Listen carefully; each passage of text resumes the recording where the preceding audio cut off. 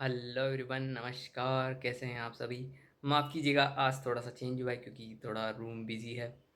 मेरे जो मित्र हैं वो सो रहे हैं तो अभी नहीं बना सकते। अभी ये हॉल का रूम खाली है तो मैं यहाँ पे वीडियो शूट कर रहा हूँ। अभी जस्ट 2 वीडियो बनाए गए मेडल्स के ऊपर, तो उनके कौन कौन से जर्मन के बर्ड्स होते हैं। और इसके साथ ही एक और सबसे बड़ा जो प्रश्न मैंने सभी से पूछा वो यही है कि कि हम जब भी किसी की निंदा करते हैं, ये खेल जगत के संबंध में नहीं है। जब हम किसी भी पर्सन को निंदा करते हैं या उसका तिरस्कार करते हैं, उसको क्रिटिसाइज़ करते हैं, तो क्रिटिसाइज़ करने से पहले हमें ये देख लेना चाहिए कि हम जिस पर्सन को क्रिटिसाइज़ कर रहे हैं, क्या हम उस स्तर के हैं या नहीं। फॉर एग्ज़ाम्पल आपने देखा होगा कि कभी अगर कोई मान लो किसी खेल में कोई, जैसे ओलंपिक प्लेयर है, तो अगर कोई प्लेयर कोई किसी कारण से किसी मैच को नहीं जीत पाया या इंडिया हार गई है, तो हम बहुत क्रिटिसाइज़ करते हैं प्लेयर्स को कि इनको खेलना नहीं आता, हमें ऐसा नहीं आता। तो आपसे एक मैं प्रश्न पूछता हूँ कि जिस प्लेयर को आप क्रिटिसाइज़ कर रहे हो, तो आपने उसकी जितना उसने लाइफ में स्ट्रगल किया, जितना टाइम एनर्जी दी है, तो क्या हमने अपनी जीवन में अपने करियर को लेके उतना स्ट्रगल किया है? तो रियलिटी में आप पाओगे ऐसा कुछ भी नहीं हमने किया है। हमने इवन पॉइंट पॉइंट 1% भी नहीं किया होगा जो उन्होंने किया है। कितना टाइम, कितनी एनर्जी लगती है। और अभी एक पॉडकास्ट सुन रहा था जिसमें वो एक पर्सन है, तो वो किसी पॉडकास्ट के ऊपर थे गेस्ट, तो वो गेस्ट बात कर रहे थे किसकी, वैसे तो मनी मेकिंग के ऊपर वो वीडियो था। तो रिच डैड पुअर डैड उस बुक के ऊपर वो डिस्कशन कर रहे थे कि क्या उसके ऊपर क्रिटिक हो सकते हैं, क्या उसमें सीखने वाली बातें हैं।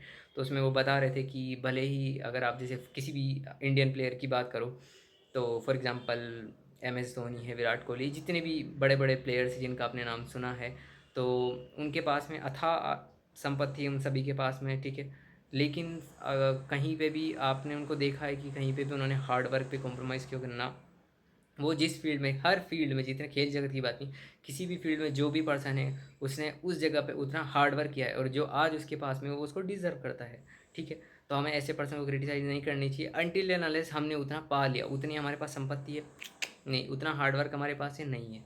हमको हमारे बारे में कुछ नहीं पता, हम दूसरों को क्रिटिसाइज़ करते हैं, ये सच्चाई की बात है, ये है। और दूसरे के पास ज़्यादा है, यही तो तकलीफ़ है मन की, और तो क्या।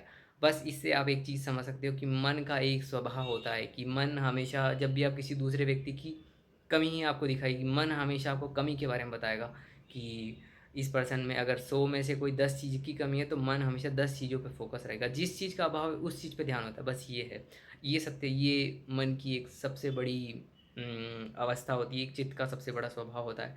अगर आज आप लेट्स से 30,000 रुपये कमा रहे हो, 50,000 रुपये कमा रहे हो, तो मन सोचेगा कि यार लाख रुपए कब कमाएंगे। जब लाख रुपए कमा लोगे तब मन बताएगा कि और 10 लाख रुपए कमाने चाहिए, ऐसा। तो हमेशा मन का, चित्त का स्वभाव ही यही होता है। और अस्तित्वगत व्याख्या ये कहती है कि अस्तित्व में ऐसी कोई चीज़ ही नहीं है। मन हम हमेशा दो चीज़ों की व्याख्या करेगा, उस किसी दोनों चीज़ों के बारे में बताएगा, सकारात्मक भी बताएगा, नकारात्मक बताएगा। आपको दोनों का ही चुनाव नहीं करना, आप दोनों को ही गिरा दो। आप बोलो कि सकारात्मक भाव भी मैं नहीं, ये नकारात्मक भाव भी मैं नहीं, आपने मन को छोड़ा। फिर जब आप किसी चीज़ को होशपूर्वक देखते हो, साक्षी भाव से देखते हो, तो फिर आप संपूर्ण तौर पे आप उसको देखते हो। ये है, अभी जैसे वीडियो भी बनाया जा रहा है, तो यहाँ पे मन माध्यम है, यहाँ पे मेरी मौजूदगी है, मन शांत है, बॉडी के माध्यम से, वाणी के माध्यम से कम्युनिकेशन किया जा रहा है। तो ये है बात, ये है जो आपको सीखने वाली है।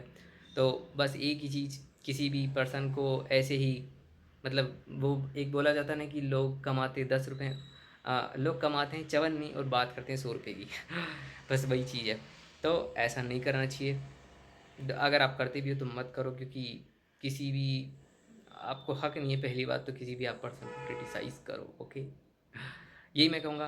बाकी इस चित्त के स्वभाव को समझिए, क्योंकि ये बहुत बड़ा रोल प्ले करता है। और हमेशा मैंने बोला है कि अगर आपको जीवन में आनंदित होना है, खुश होना है, प्रेम को पाना है, अस्तित्व को पाना है, वासुदेव को पाना है, तो भीतर तो आपको आना पड़ेगा, उसके अलावा कोई नहीं है। आप कितनी ही किताबें पढ़ लो, वो काम नहीं करेगी। और वैसे भी जितनी भी आप किताबें पढ़ी जाती है, वो मन और शरीर के माध्यम से पढ़ी जाती है। तो आप जो भी पढ़ रहे हो, सारी की सारी सूचनाएं मन में जा रही, और जितनी सूचनाएं मन के पास में जा रही, मन उतना कंटस्थ होता जाता है, उतना ही मुश्किल है उस जाल से बाहर निकल पाना। तो यही है कि आप, और पर्सनली मैंने तो इतनी सारी बुक्स नहीं पढ़ी है। बस जो जो मेरे फैमिली में फ्रेंड है या रिलेटिव, कुछ भी कह लो, वही उनकी दिशा निर्देश पे हमें चलता गया और आज जो चीज़ मिलनी चाहिए, जो पहले से ही सब चीज़ मौजूद है, सत्य तो ये है, कहीं भटकने की कोई ज़रूरत नहीं है कि बाहर कोई आपको जाने की ज़रूरत है, सब भीतर है आपके। प्रेम आपके भीतर है, आनंद आपके भीतर है, मज़ा आपके भीतर है, प्रभु आपके भीतर है, सब आपके भीतर है, वहीं सब कुछ मिलेगा। ये यही मैं कहूँगा। अब हम मिलेंगे नेक्स्ट वीडियो में। Bye, take care. और आज इंडिपेंडेंस डे है, तो आपको स्वतंत्रता दिवस की बहुत बहुत शुभकामनाएं।